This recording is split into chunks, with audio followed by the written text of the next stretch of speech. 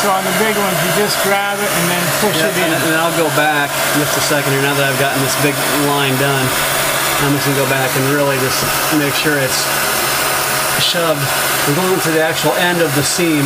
There's a seam of wood. Yep. I'm just gonna go right through that and just double jam it.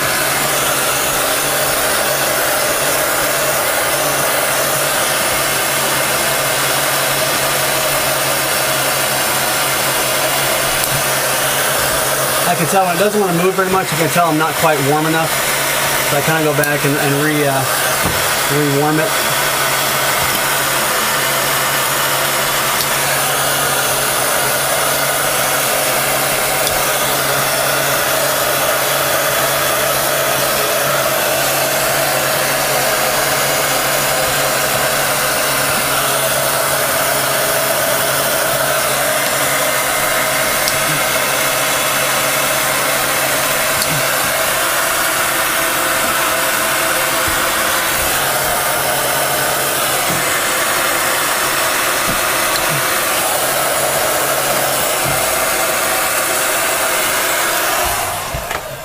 And then I rest my arms.